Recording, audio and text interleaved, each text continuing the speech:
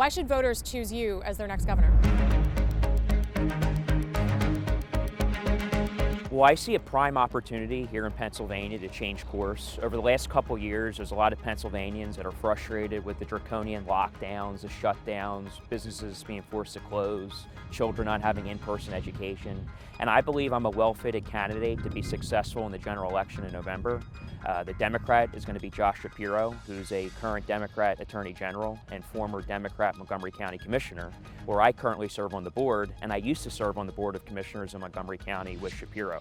So I had the geographic advantage of coming from his home turf. That's where I developed a lot of name recognition, personal relationships, right in his home turf.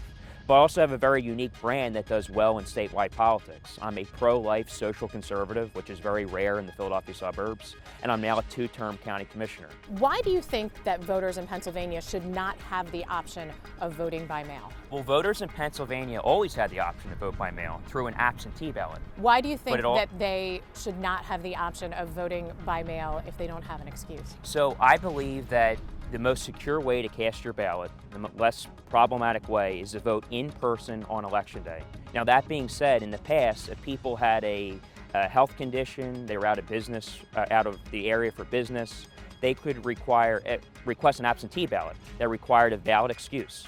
But to have 50 days of no excuse mail-in voting, which is the longest vote by mail period of time in the nation, is problematic, and it's also unconstitutional.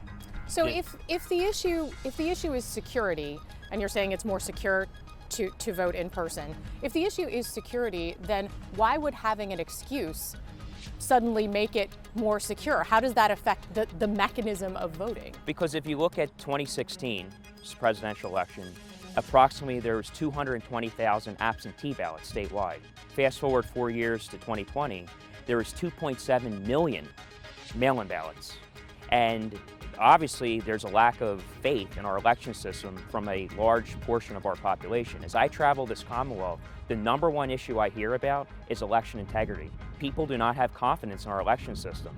And the fact that Pennsylvania has now 4 elections, the primary and general of 2020 and the primary and general of 2021, conducted under unconstitutional voting guidelines is scandalous. So if voters wanted this year to vote by mail, just because that's the way they want to do it, and they want to vote for you, are you okay with that? I encourage all the Gale supporters to vote in person.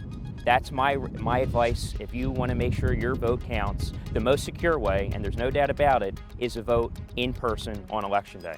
If you need an absentee ballot or mail-in ballot, that's one thing. But personally, I encourage people to exercise their civic duty by voting in person. Do you believe that former President Trump, won that election?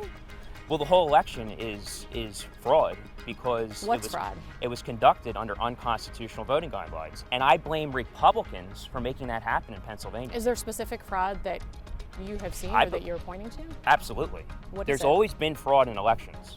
For decades, there's been fraud in elections. But the fact that people have the ability to do it by mail and they have 50 days to do it, it becomes a bigger problem. Let me go back to the question I just asked. Do you believe that President Trump won that election?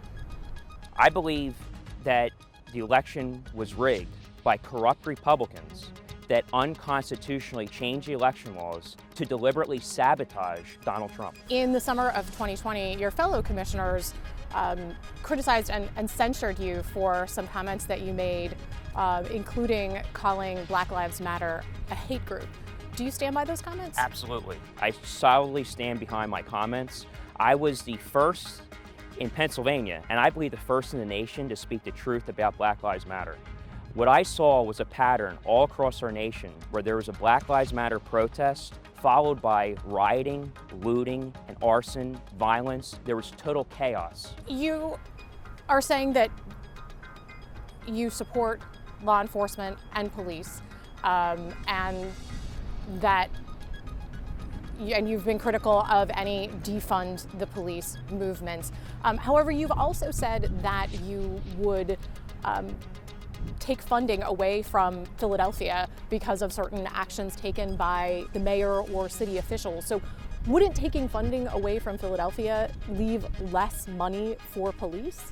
I put that option on the table because I believe we need radicals like District Attorney Larry Krasner and Mayor Kenny to have a reality check. And until they shape up and get it right, I would say, look, if you're not going to do your job, you take an oath to uphold and protect the Constitution of this Commonwealth in the United States of America, and you don't want to do your job, you should not receive state funding. If you take state funding away from the city of Philadelphia, how would that not affect the funding for police and the funding for other things in the city?